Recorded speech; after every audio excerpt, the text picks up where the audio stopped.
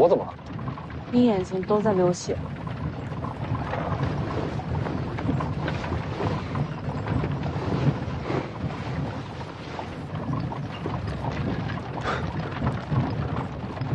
这便是七窍流血吗？听说过这词儿，没想到有一天自己亲身体验。再体验下去就得死了。前辈，除了上次说的毁丹田，还有什么生路？有，请前辈明示。消化真气，脱胎换骨就能活下去。脱胎换骨。大黄庭在你体内潜藏，日积月累的慢慢融入经脉，虽然稳健，可消散的越快。本来按照这样下去，最后你能接受的最多也就30%。如今那个丫头将你重伤，气息紊乱。如果你能够趁此机会强行吸收，成功之后，大黄庭你起码能吸收50%以上，这对你来说就是脱胎换骨了。也就是说，不但能活，功力还能长。不，强行吸收是置之死地而后生啊！经脉冲破，有如千刀万剐，那种痛你能熬多久啊？需要挺多久？不知道需要多少时辰，这期间每一刻都有如伸手刮血。一旦开始便无退路，只要你放弃了，立时经脉寸断而死。这种痛，不是人能熬的。我想试试。你身为北凉世子，已然位高权重，就算你不会武功，你何必冒这种险呢？老黄挑战王仙芝而死，总有一天，我要替他再战一场，就为了见九皇。我娘的死，凶手未知。将来，我要亲手为他报仇。决定了。是。这是你自己选的路，死了不能怪我。不怪前辈，是我自己找死。你不劝劝他？换了我也这么选。行，把衣服脱了，选个舒服的姿势坐好。小子，你坐稳了啊！我现在将真气帮你导入经脉，之后就靠你自己熬了。多谢前辈。来。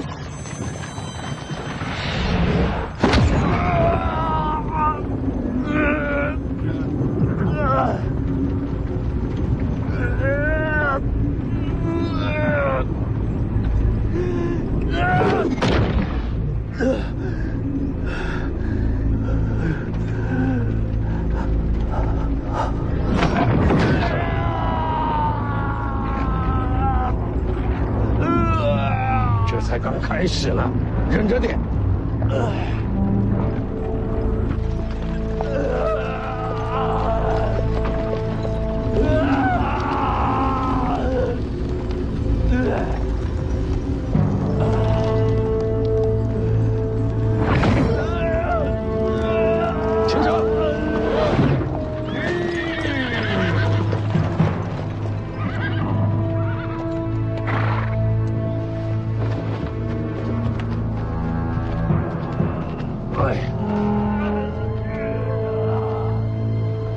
前辈，你们帮不了他的，这千刀万剐，要他自己扛。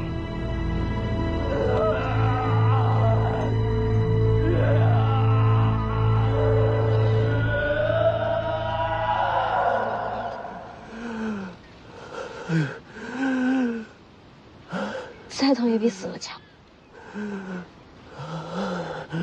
死了就什么都没了。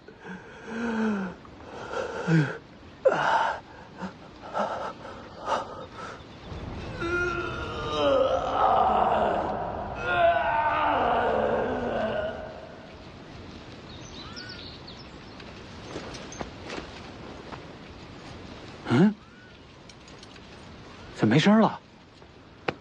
疼了那么久，怕是喊不出声，也没力气动了。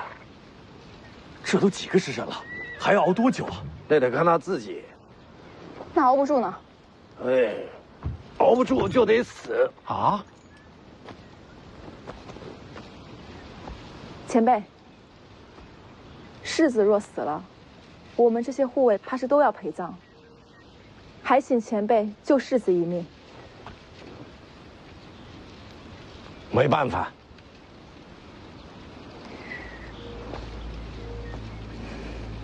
我看世子是熬不住了。世子养尊处优，哪受得了这份折磨？事已至此，不如想想自己。你想说什么？我投靠北凉，一是找个依靠，二是跟王爷求你们白帝抱不绝。不过投靠归投靠，我可没打算把命交出去。你要走？世子一死，谁知道王爷会怎么处置我们？现在走，兴许还能寻条活路。逃兵当斩首论处。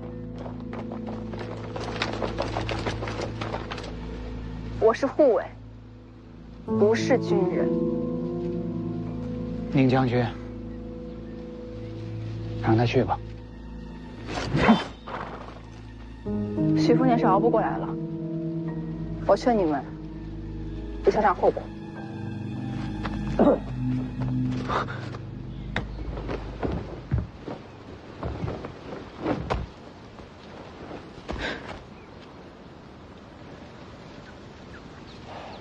这就尴尬了。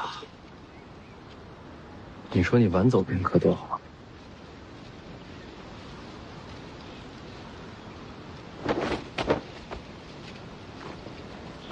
请世子治罪。我以为你会逃。既然世子没死，留下来，好处会多一些。起来吧。世子，这种人留不得。我会把那本《白帝抱朴诀》给你。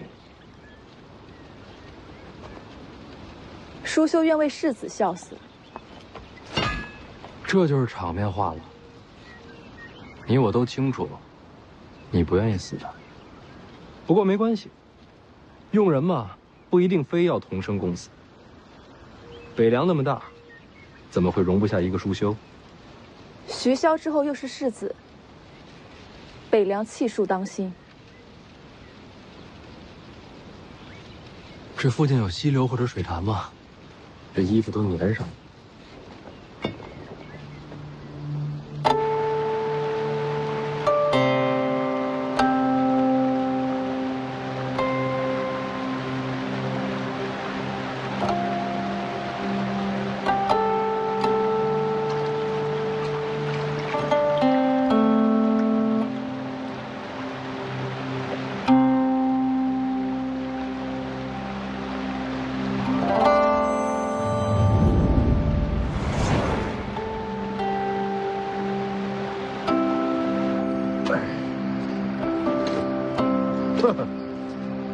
刀枪不入的麒麟甲，什么刀枪不入啊？还不是被呵呵姑娘一手刀打成这样？那丫头功夫诡异，要没这套甲，你已经死了。可惜没有第二件了。反正也用不着了。大黄庭几重了？按武当的功法算，有4重了。你真是踩到狗屎了。王重楼自己也不过6重大黄庭。那这么说，我还得谢谢呵呵姑娘。你把命给他就是谢礼。前辈，我现在算高手了吗？高个球，倒是心性还算坚韧。那您考虑不考虑，传我几手上乘剑术？用刀的非要学剑术，兼容并蓄嘛。贪心不足。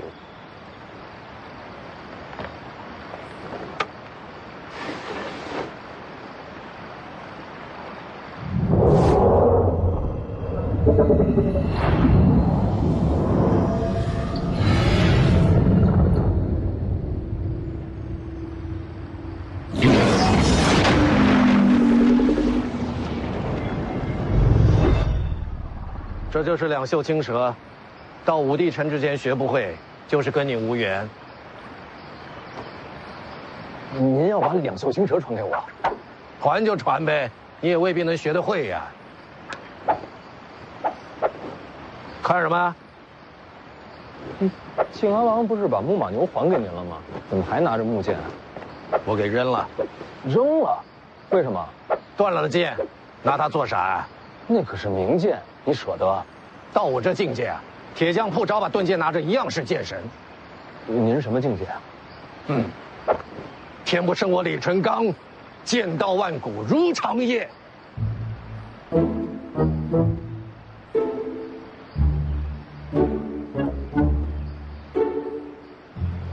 夸自己夸到这份上，时间还有，已经谦虚了。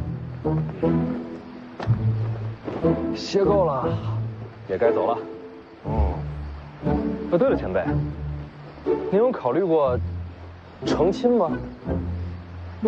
您觉得裴南伟怎么样？你是在水里泡糊涂了啊？说真的啊，这位王妃啊，那可是个烫手山芋，连靖安王都觉得她来历有问题。咱们这一路要是带着她，不知道惹出多少麻烦来，可又不能把她送回襄樊。要是您肯接手的话，肯定镇得住她。滚蛋！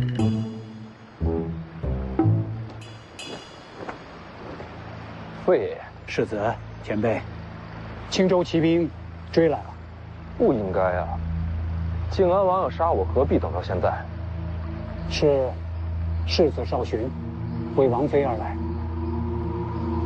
看看，麻烦来了。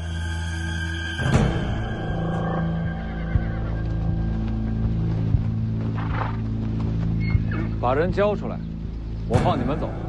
又见面了，这脸上的伤好了没有啊？把人交出来。哪个？接我靖安王妃，你是我青州无人吗？就带这么几个人就敢出来拦人，你爹不知道吧？这是我青州与北凉之争，与江湖人士无关。怕了？凤子营请战，愿擒下此人，交与世子发落。要不这样，我帮你问问他，他要是愿意跟你走呢，我就放人。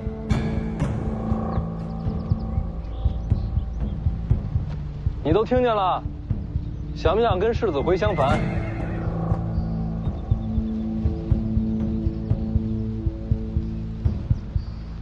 瞧，不乐意。怎么可能？定是你胁迫于他。别他呀他呀的，论辈分那是你娘。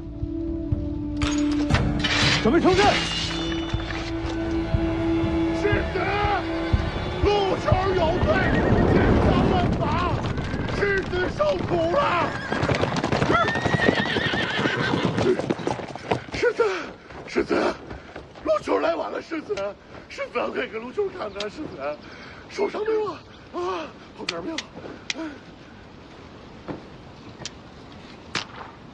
秋山这怪物也来了，还有李淳刚，这个怎么杀小舅子？太难了吧？凤子营失职，这世子受伤啊！哎，好了好了，起来吧，起来吧。世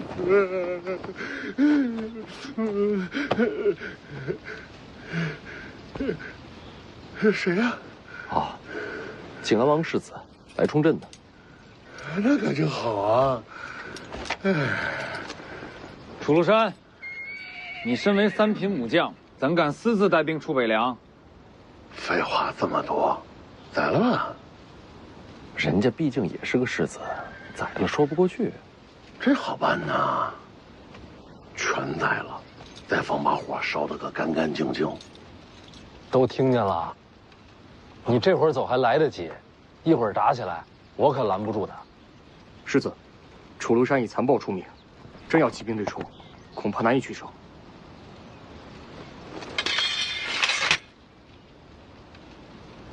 今日之耻，来日必报。你敢再指我家世子试试？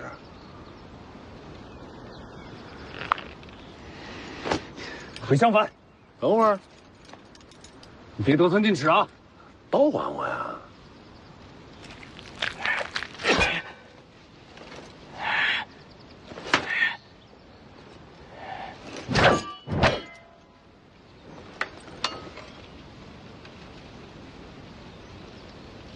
走。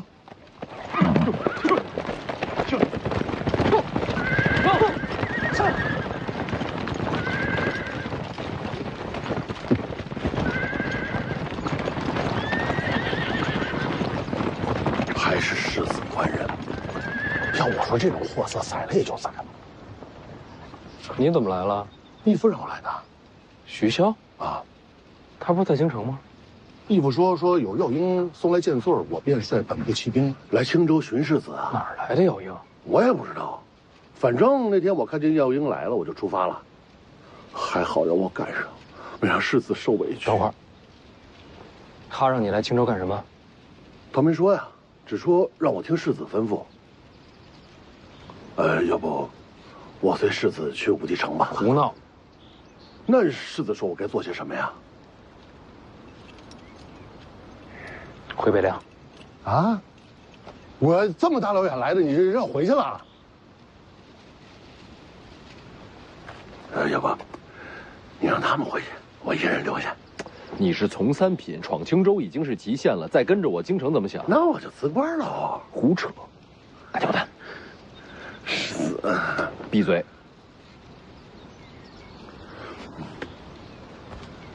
我说这等会儿，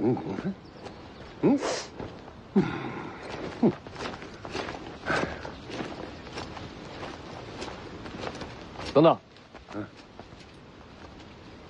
这么说起来，还真有事要交给你办。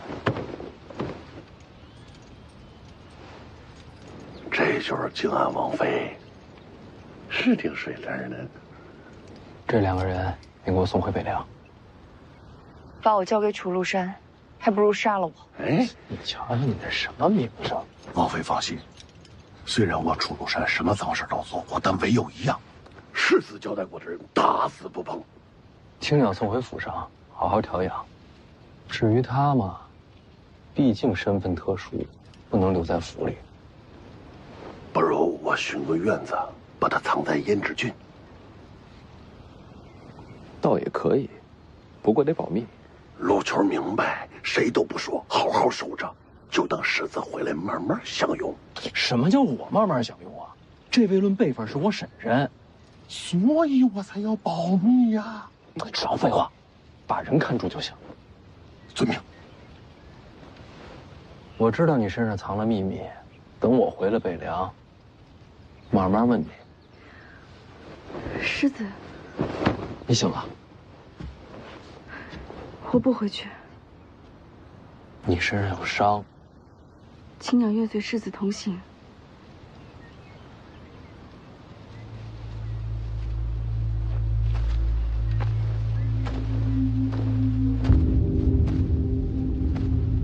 楚禄山不会随行。大师傅，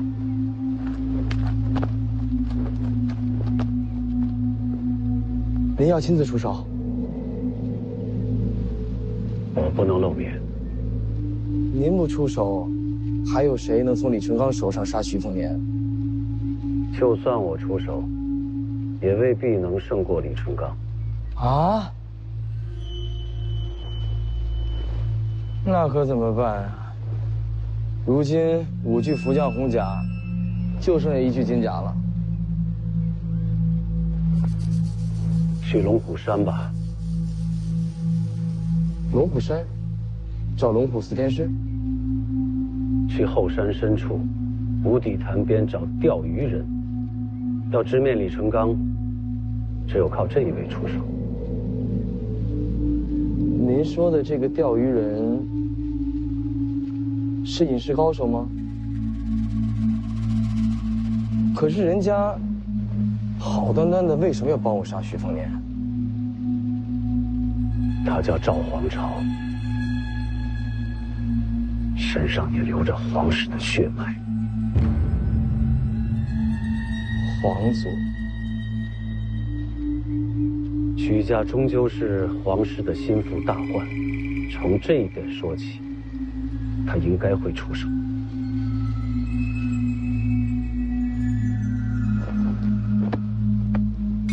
徐凤年一死，我得亲自在旁推波助澜，才能让徐骁反出京城。要是天下大乱，你就有了夺取社稷的一线机会。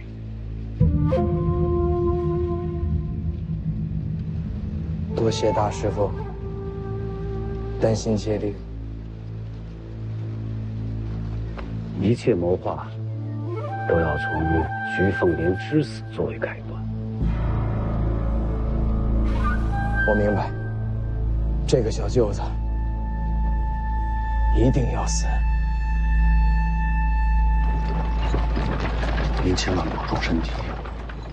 这一路上，如果有人对您恶语相向，您都记着，回头一家家灭门去。这话你都敢说，你是连军法都不怕了？您比军法重要。还有一个事儿，你上上心。王林泉一家已经回了北凉，你帮我照顾着点儿，别让王家受委屈。世子放心。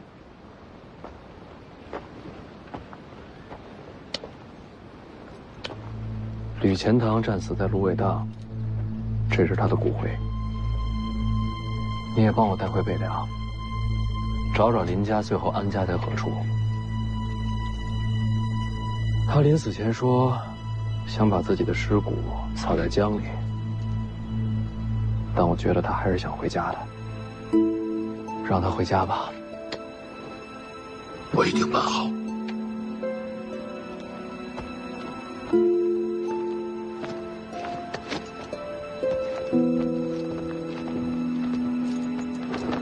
世子保重，驾！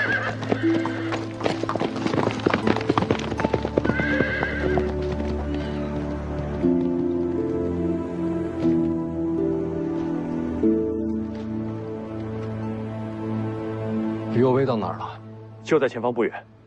咱们先去找于右威会合，再继续东行。是。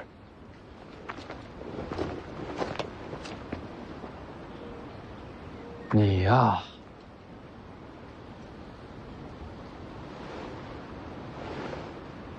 一时气血不平，睡了一会儿，已经好多了。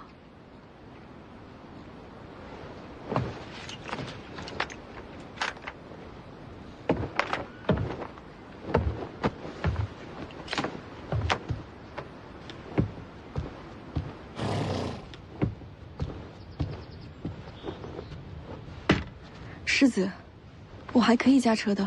别废话，好好养着。下一站去哪儿？江南，去见我大姐。楚留山是徐骁派来的吧？是。来的还够巧的啊。我以为自己没选他给的路，但是到头来，我的一举一动还是在他意料之中。哼，那是你爹啊！天底下没有比他更了解你的，他跟你织的网啊，你逃不掉的。出发！这。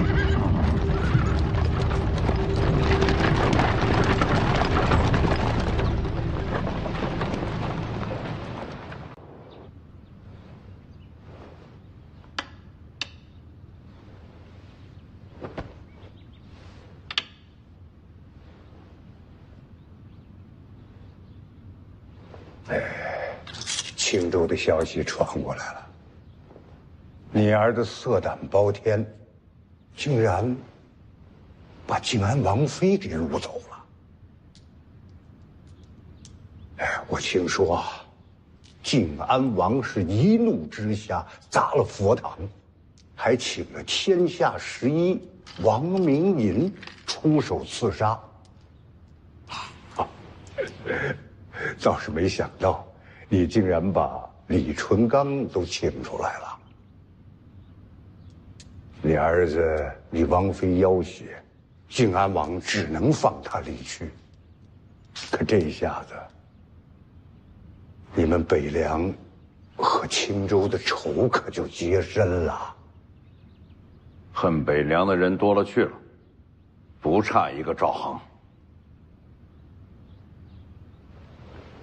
哎呀，你和世子如此荒唐，你怎么想啊？我没什么可想的，那得看看陛下怎么想。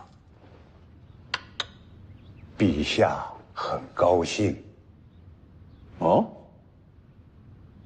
如此荒唐的世子，对陛下来说很适合北凉。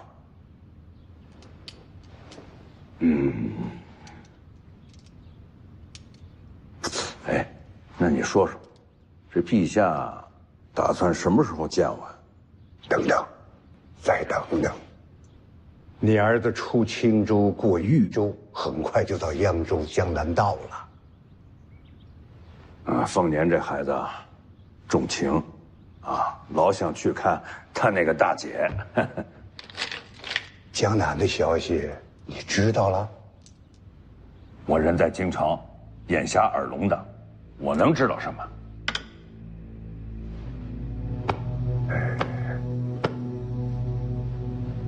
听说，你的大女儿在江南道行事放荡，与别人私通。卢家把状子都递到圣上驾前了。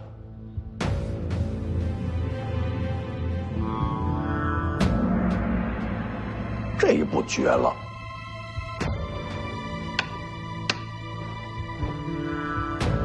如果呀，你没留意杀机暗藏，这局棋你输定了。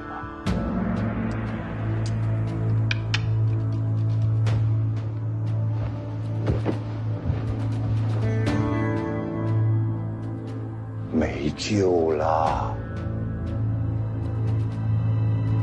你知道什么样的棋手最可怕吗？一步失算，料敌先机。哎，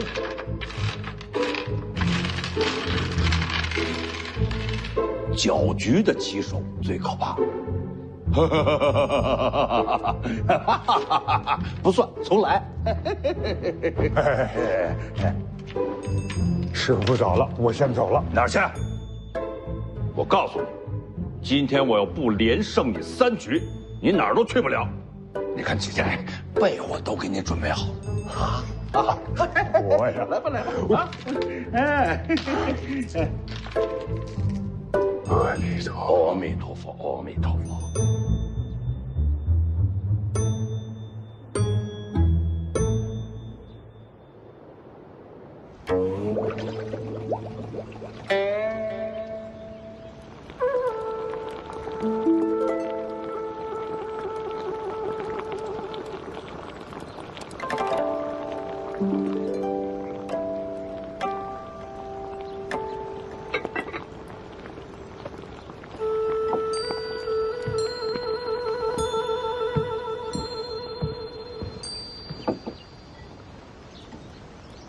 小姐，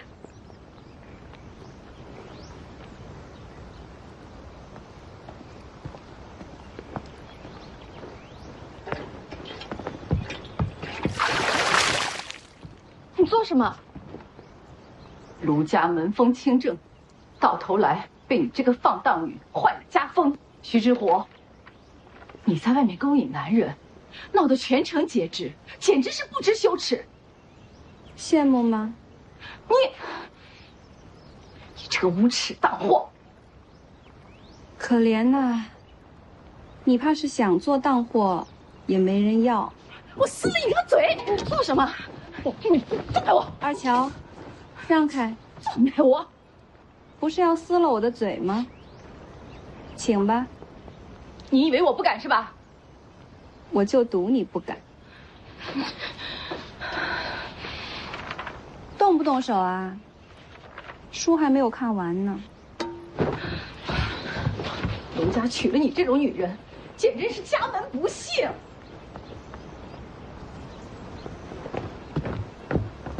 小姐，卢家人越来越过分了。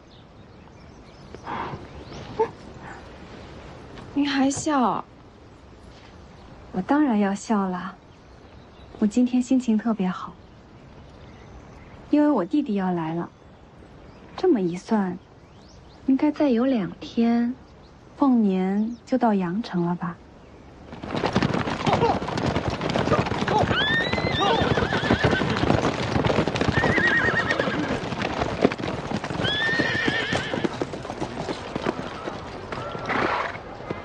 终于到了。进城先问问卢家怎么走。世子，要不等一下后面的马车，我先去找我大姐，让他们后面会合。世子，怎么了？李贤妹说她饿了。也是，这一路舟车劳顿，确实辛苦了。那先不着急，进城找个酒家，大家吃饱了喝足之后，再去卢家。好。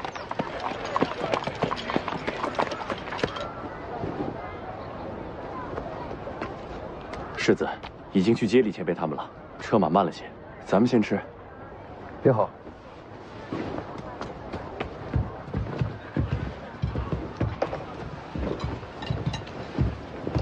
先点吃的，一会儿问路。嗯，好。哎，二位，我听说啊，北凉世子要来阳城探望他大姐。这一个是不学无术，一个是不知廉耻，这对姐弟还真是一类人呐。我听说啊，这程斋先生的夫人将徐之虎骂作是两脚香炉，这件事啊，京城都知道了。你是有所不知啊，在宫里啊有个娘娘，跟程斋先生的夫人是同族，按辈分算啊，娘娘叫她一声侄女。徐之虎他这般浪荡，他卢家这点脸面往哪儿放啊？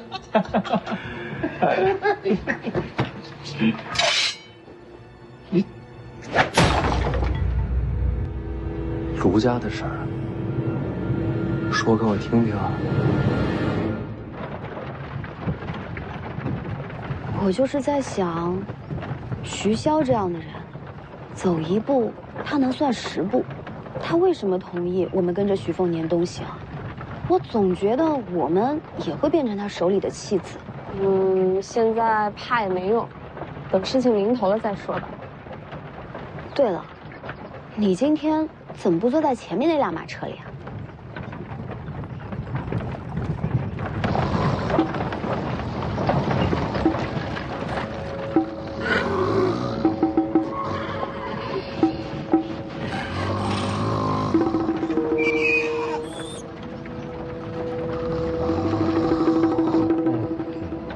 一代剑神还打呼噜，吵死了！我也不明白了，那2个小家伙在我边上上蹿下跳，天不怕地不怕，怎么一到李前辈跟前，乖得跟小猫一样？那老头武功高，镇得住他们。所以说，武功高还是有用。当年西楚高手如云，最后还不是灭国了？那是北凉太可怕。国战初时，咱们楚国还是占了上风。我听说杀了黎阳朝不少大将。当年卢家嫡子领军被擒，被父王赐死了。哪个卢家？你说阳城这个徐之虎的婆家，那跟你不是深仇大恨啊？他们又不知道我身份。别担心，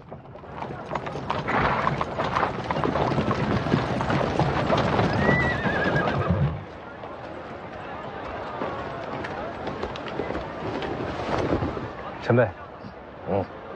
怎么，到酒楼了？卢家就在附近，前辈可以在卢家用饭。我都行，到了叫我。到了卢家之后，麻烦前辈帮我照顾好他家。还有，千万别让卢家知道江离的身份。你不跟着去啊？我要去江心郡找一个姓刘的人。要杀人？要弄清楚，他跟我姐到底什么关系？刘先生和徐之虎什么关系？你们都还不知道啊？是有了私情吗？刘先生是何等人物，文采经世，家学渊源。哼，这大伙之前在报国寺遇上了这没脸没皮的勾引人家才子，刘先生嗤之以鼻，根本就不理睬他的。然后可巧，被这刘先生的夫人给撞见了。这刘妻可不得了啊！听说跟娘娘都是亲戚关系。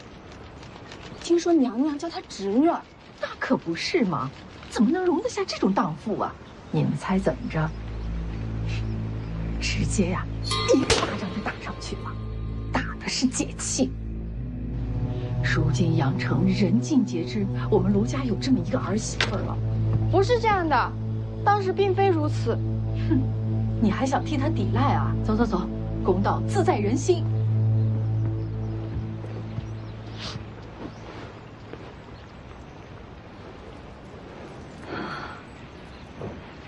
算了，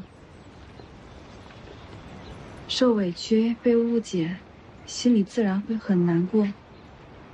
但是你要记住，千万别哭。眼泪啊，要留给心里最重要的人，知道了？嗯。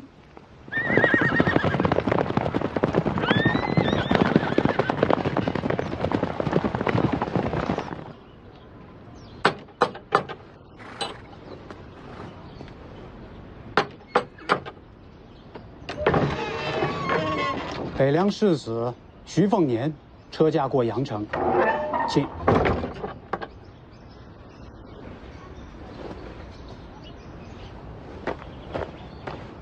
打听过了，这里确实刘丽婷的住处。这人口碑如何？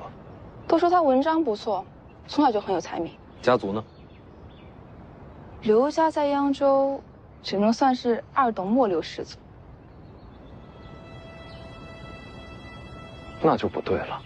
哪里不对？卢家在扬州是1等1的名门，家主吴道林官拜礼部尚书，还在京城兼国子监右祭酒。这等人物，就是张居禄庄家了，也要讲几分情面。可刘丽婷多大胆子，敢惹卢家的媳妇儿？世子，全城都知道，是小姐先动恶行，不是刘丽婷先招惹的。我姐何等的人物，怎么可能看得上她？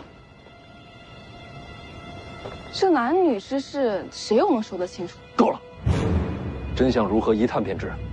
舒修，看你的了。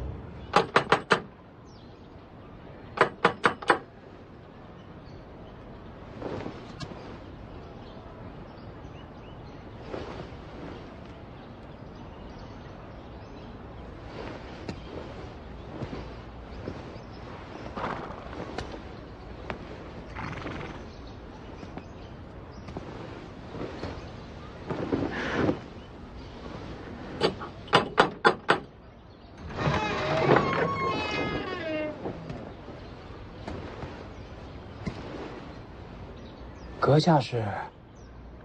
在下卢东阳，卢府管家。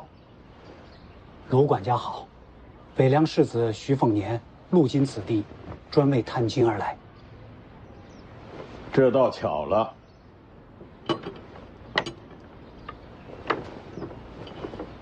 卢府今日不会客，各位请回，择日再来。啊，我等初到阳城，并无住处。这与我何干？或者卢管家帮忙通报我家小姐。徐之虎败坏家风，有何颜面出来见人？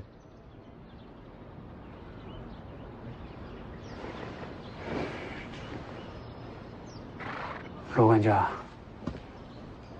无论真相如何，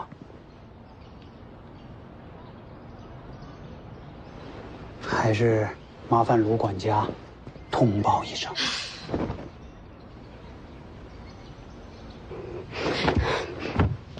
你干嘛？这家伙故意羞辱人啊！关你什么事啊？看不过去啊！哎呀，你忘了卢家和楚国的仇了，还往外跑，你不怕他们认出来？那时候我才多大，谁认得出来？都说北凉荒蛮之地，果真不懂礼数。我说的还不够清楚吗？今日不会客，我通什么报啊？哎呦，这魏舒阳也是窝囊，这都不发火。卢家和北凉结亲，那就是天然的盟友。魏舒阳要考虑两家关系，不会乱来的。哎呦，哎呦！这把刀。你好大的胆子！别闹太大。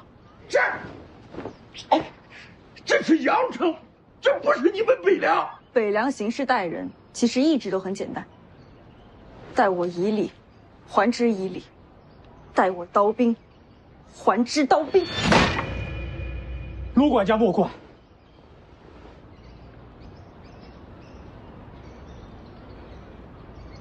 开门！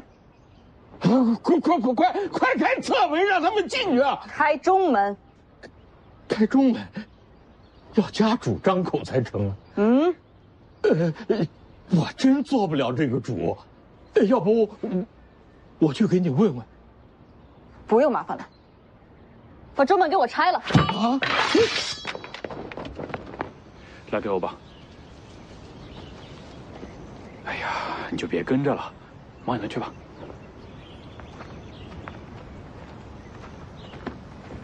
这人就琉璃亭，其他读书人讲究君子远庖厨，他都肯亲自下厨，也算难得。娘子啊，是我。我姐不会看上他。世子如此确定？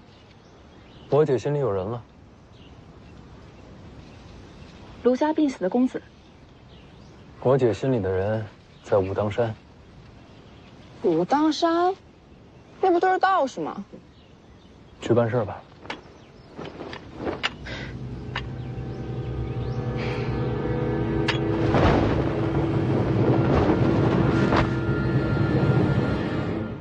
来，娘子，尝尝这个汤，我可是熬了很久了。还气呢？那气坏了身子就不好。气死拉倒，刚好趁了你的戏。我实在是冤枉啊！你也知道，是那大妇主动缠我，实在是无妄之灾。那女子可比我年少。娘子，我对你是一片真情，怎么会对那种荡妇动心？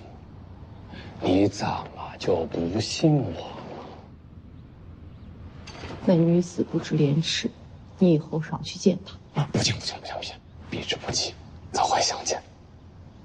尝尝啊，别生气。夫人还没动筷呢，等吃完了再来收拾。这一下来越发没有规矩了，别生气啊。你去看看。谁啊？琉璃亭刘先生。这又是谁呀？都到家里来了。我也不认识啊。你是怎么进来的？你要做什么？哎，味道还挺好的。琉璃亭，这到底怎么回事？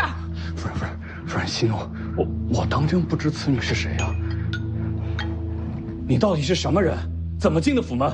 你给我出！哎，不是，息怒，别生气，叫人拿下，送官衙。好，我现在就去叫人。夫人的簪子还挺漂亮的。你干什么？姑娘若是求财，把人放了，一切好说。我不要钱，只要命。刘先生的名声这么大，不如借命一用。我与姑娘素不相识，哪来的怨仇？你我并无仇怨，可我和北凉不共戴天。在下与北凉也并无干系呀。徐之虎是徐骁的女儿，那你应该去卢府杀徐之虎才对啊。卢府戒备森严，再说了，卢家还有一个唐西剑仙卢白洁在，我也闯不进去。这可亮堂多了。是不是闹得大了些？越跋扈，京城那边越放心。真守礼了，反受忌惮。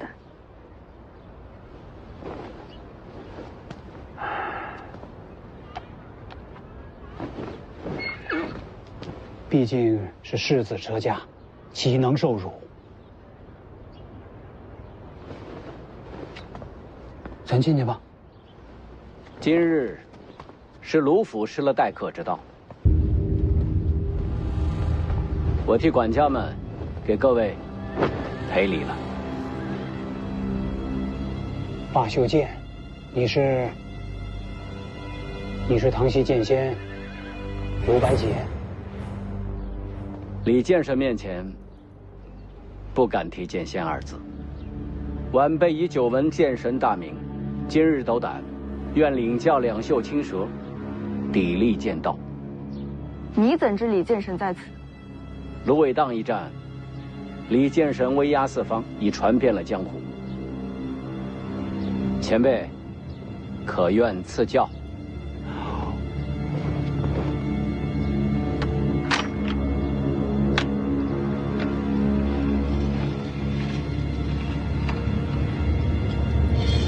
青鸟，大小姐，魏爷爷，大小姐，来得这么快。凤年呢？他去江心郡了。这个傻瓜。小叔，你这是？久别重逢，你们先叙旧吧。我知道了，卢白洁是卢家人里边唯一把徐志虎当做自家晚辈的。姑娘要杀徐志虎，确实不容易。女侠，你要杀的是徐家人，我可是姓刘啊！如今江南谁不知道？你和徐志虎面奸情热，杀了你，让他也尝尝心痛的滋味。姑娘，那贱人虽然痴缠外子，但外子却对其嗤之以鼻，并无什么奸情。夫人怎么不跑？夫妻本同命，我怎能弃他而去？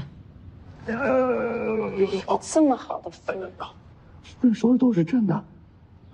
我与那徐志虎并无牵连，还对其厌恶有加。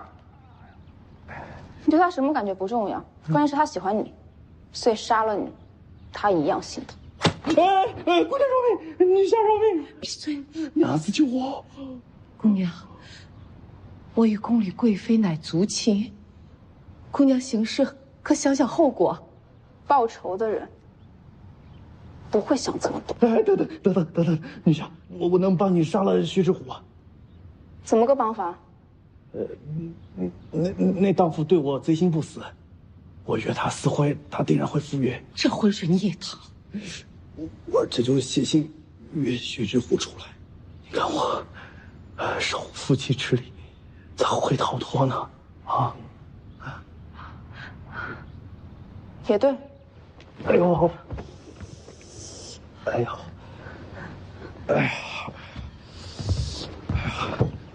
你们可以逃走，也可以大声叫喊，看看有没有人会来救你。不敢，我寻笔墨。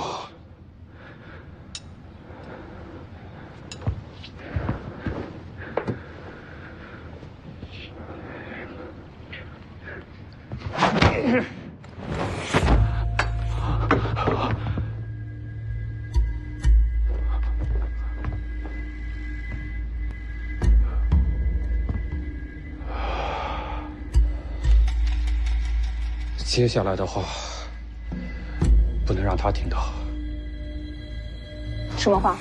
我和徐志虎之间真正的关系。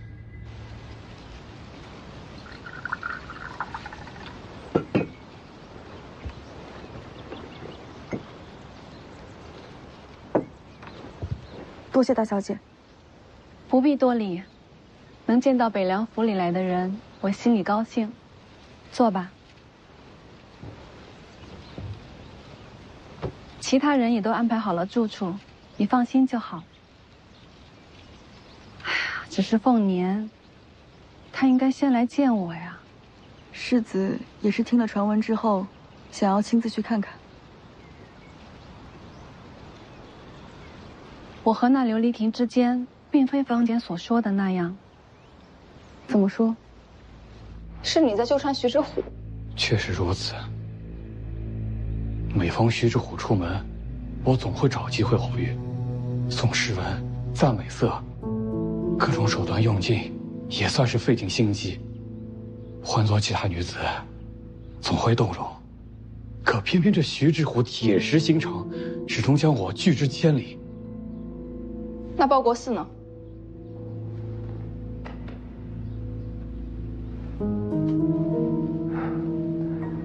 窈窕淑女，君子好逑。我也是一片痴心。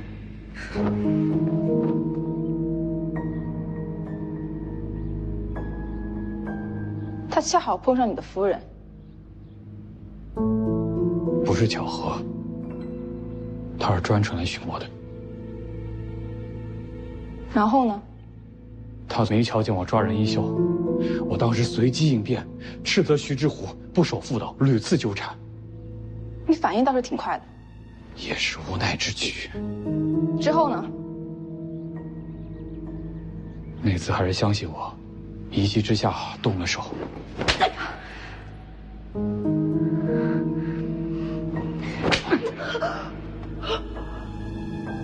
你还敢还手啊？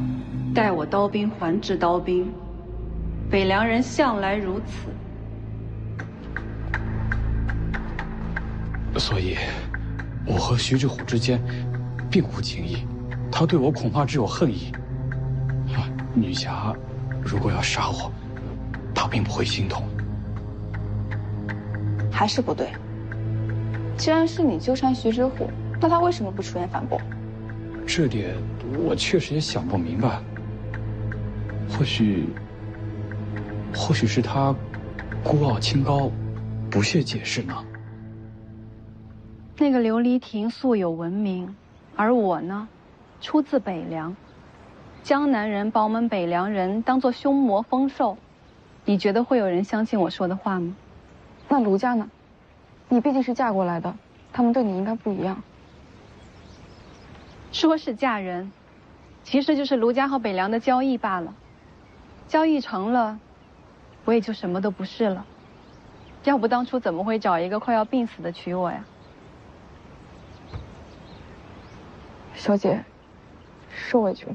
不委屈，是我自己愿意的。能用我自己换来北凉的盟友，我觉着挺好。我是说，您和琉璃亭的传闻。不认识的人毁我谤我，与我何干呀？我根本就懒得争辩。世子一定不会误解小姐的。我知道。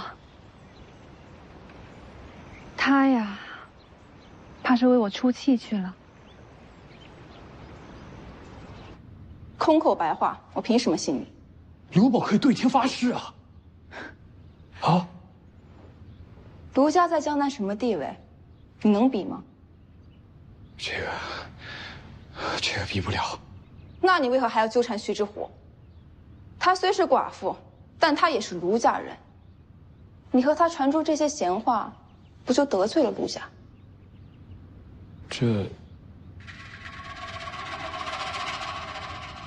徐之虎确实美貌，所以我对他都……为此，你就用你的前途冒险？你觉得我能信吗？解释不清了。我看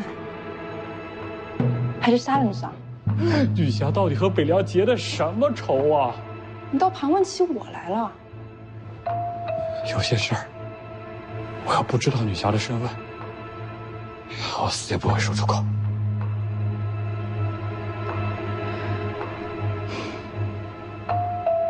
告诉你也无妨。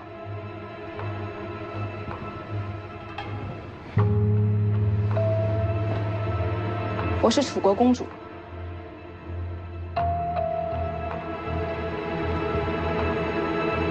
西楚王国公主。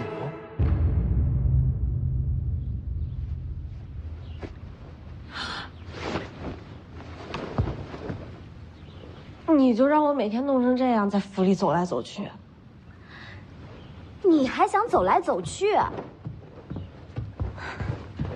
这是卢府，你就躲屋里别动了。那也太夸张了吧？总比丢了命好。有我在，他的命不会丢。多谢前辈，有前辈护佑，我就放心了。是徐凤年叮嘱我护着你，要谢他吧，小丫头。谁要谢那家伙？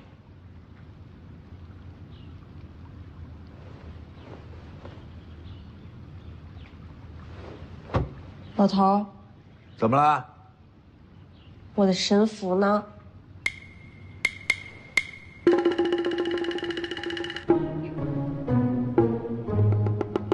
那个是我借给你的，你给弄丢了。小点声。是徐凤年那个小子刚才借走了。我的匕首，他凭什么借？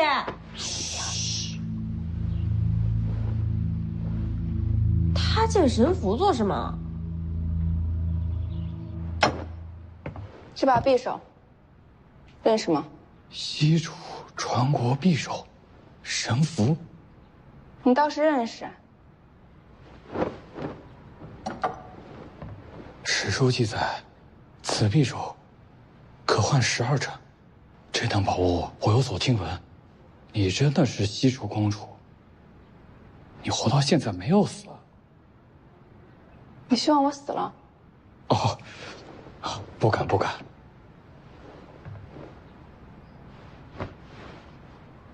那我知道了，徐骁灭了楚国，公主因此有恨理所当然，还请公主见谅。听闻徐凤年快要到江南了，公主此时出现，我难免有所疑惑。我这次来江南，就是找机会杀了徐凤年。你不过就是个天头。我和公主的目标是一样的，也是与北凉为敌啊！公主稍等。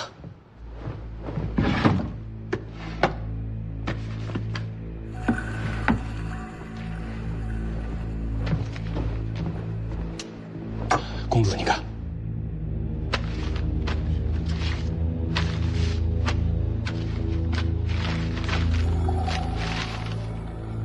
翰林院，京城的信。刘某的好友，现在是翰林院的庶吉士。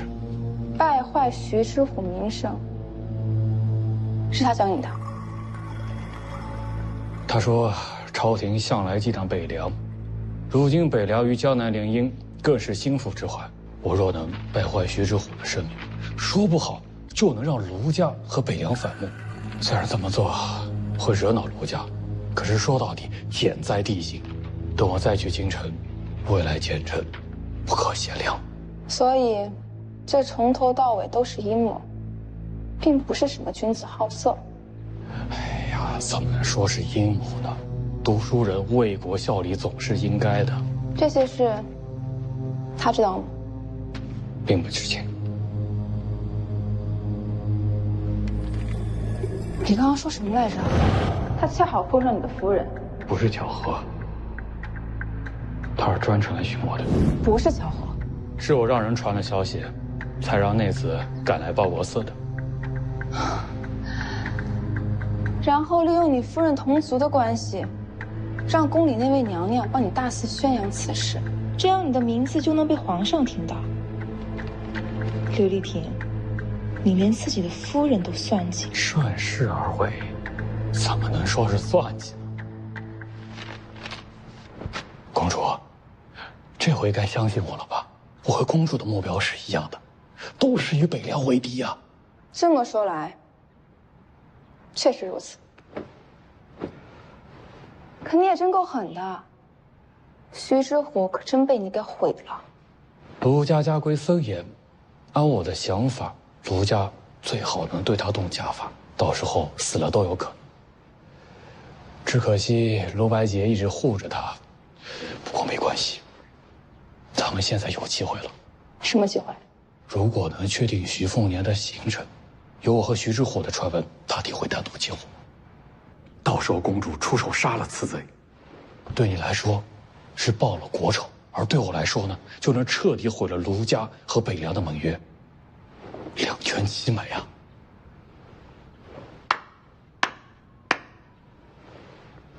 厉害啊！真不愧是读书人。信是谁写的？你又是谁？晋兰亭，没听说过。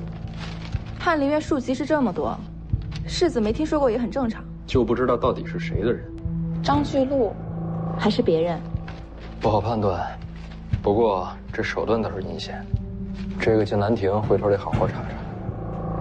你刚才做的不错，但还是有破绽。他说他受京城指派时，你不应该这么轻易缓和下来。楚人恨徐骁，更恨黎阳皇室。他说他夫人跟皇室贵妃同族，你态度要更强硬，才符合扮演的身份。我哪有世子这么深的心思呀？你们到底是什么人？我是徐凤年，刚听说你要杀我，这倒没什么。但想借卢家害死我姐，这就到我底线了。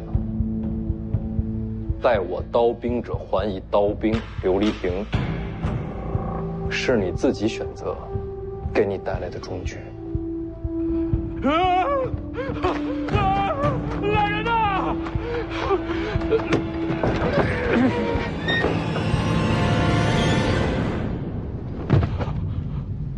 世子，他怎么办？他打过我姐一巴掌，我姐也还了他一巴掌。这事儿，就算跟他没关系了。就这么放了？要不杀了吧，顺手的事儿。做人做事儿，还是要有点底线。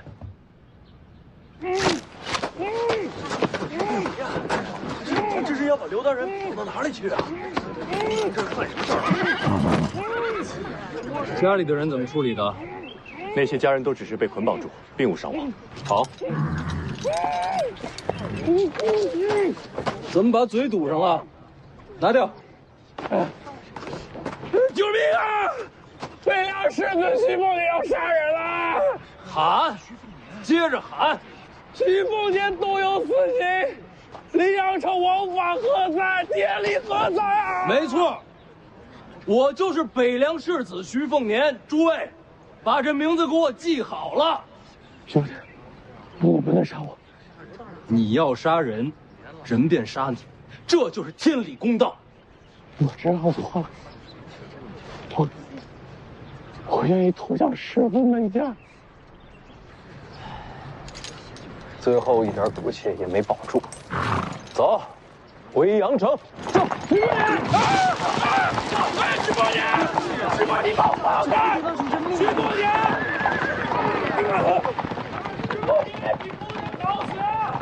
你刚才还说芦苇当刺杀遇险，这会儿李建神也不在身边。此去江心郡，世子是临时起意，不会遇到刺杀的。可我担心的还不仅仅是他，他身边护卫众多，都还遇到刺杀，那黄蛮孤身去了龙虎山，岂不是更加艰险？小王爷天生神力，应能自保。在神力中也是人。我当初还以为，只要我嫁过来江南，他们几个就能安稳地留在北凉。没想到，姐弟4个到头来，还是天各一方。